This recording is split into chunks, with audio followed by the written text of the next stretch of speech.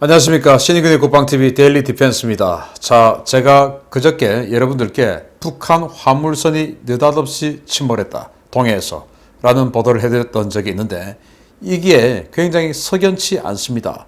그래서 여러 가지 정황을 봤을 때 미국 또는 이스라엘의 특수공작 사보타주에 의한 것이 아닌가라는 그런 생각이 들어요. 제가 왜 이런 생각을 하는지 한번 보겠습니다. 자, 북한 화물선 의문의 침몰을 했는데 미국 또는 이스라엘 특수공작이 시작됐나? 보겠습니다.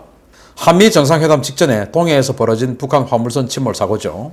마이니치 신문이 보도를 했는데 제가 처음 보도한 거하고 지금하고 좀 달라요. 원래 사고라는 게 최초 보고, 중간 보고, 정리 보고 다 다르죠. 그래서 이제는 정리가 된 상황에서 보도가 나왔습니다. 처음에 제가 알려드렸던 것은 최초 보도 상황에서 그것을 인용해서 보도를 해드렸던 것이고, 그래서 이 보도를 보면 지난 21일 밤 10시 55분쯤 일본 시마네현 오키 제도에서 북서쪽으로 약 45km 떨어진 동해상에서 북한 국적의 5,500톤급 화물선 청봉호가 화물창고가 침수됐다며 일본 팔광구 해상보안본부에 구조 요청을 했다.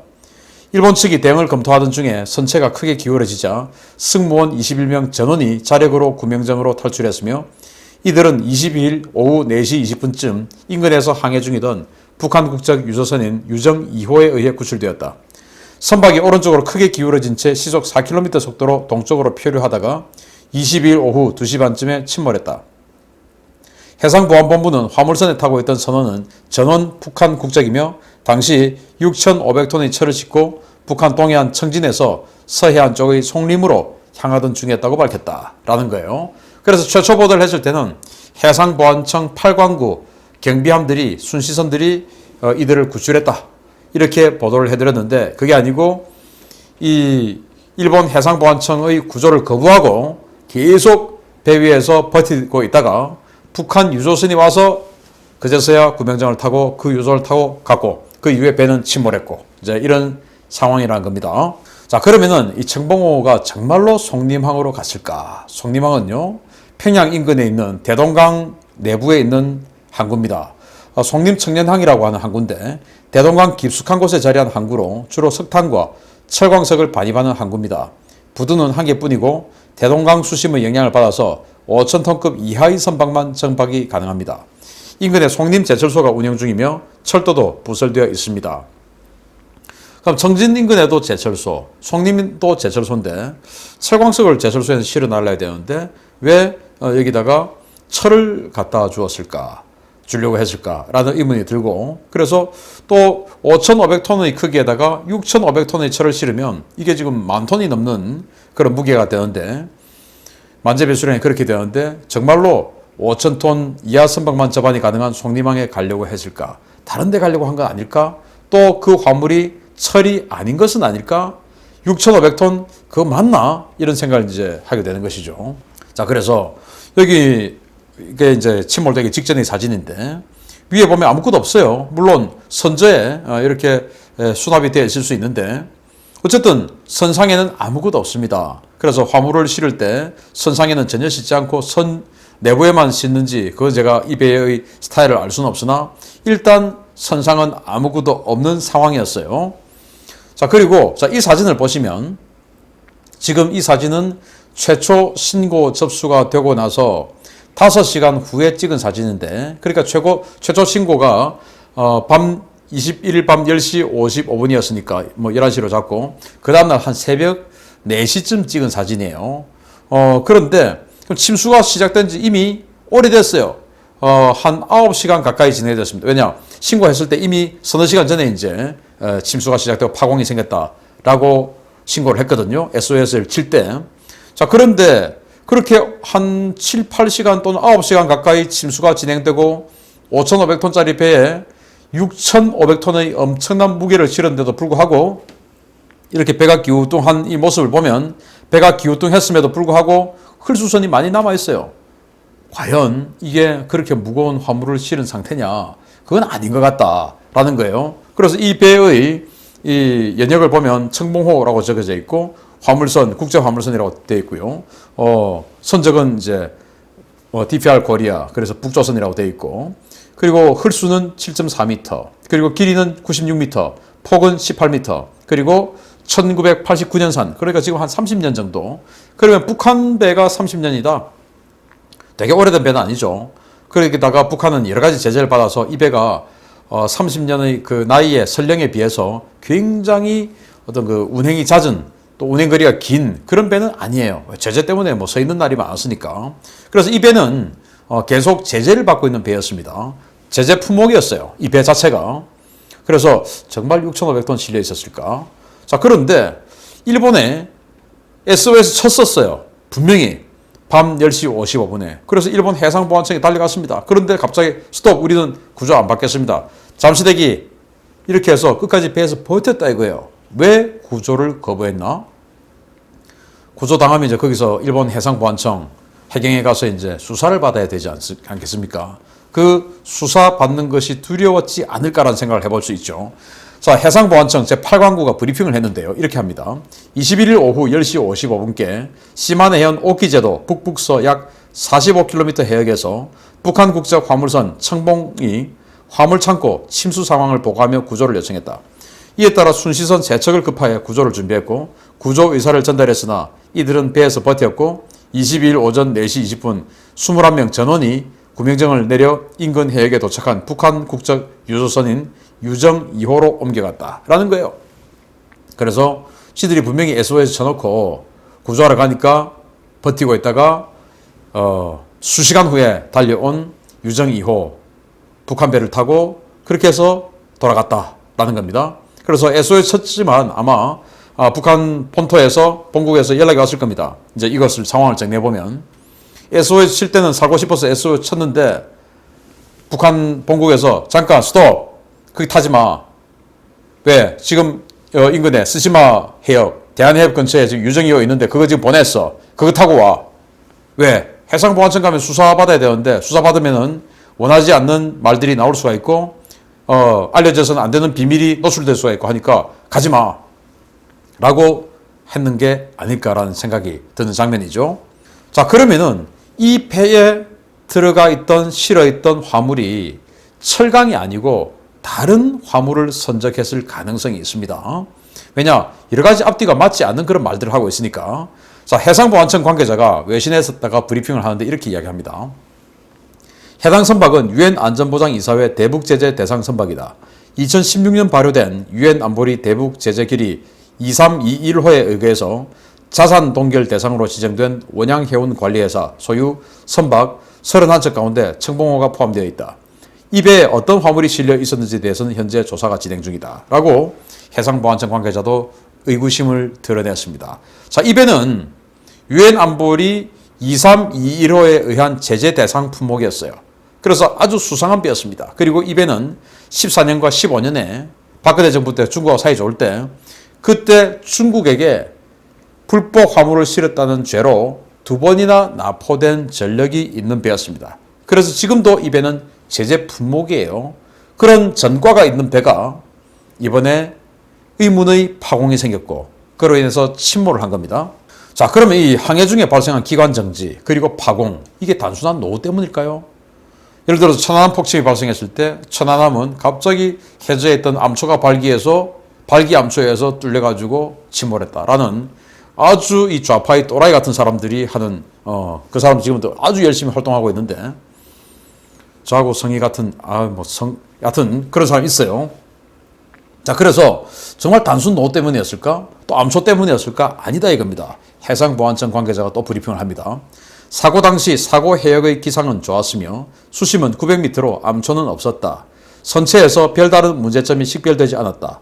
청봉호는 대외적으로 2014년과 15년 각각 한 차례씩 중국에 구금되어 조사를 받은 바 있고 19개의 결함이 보고되었으나 그 결함들은 선체 결함이 아닌 소화설비, 구명정 미비 등 안전조치에 관한 것들이었다.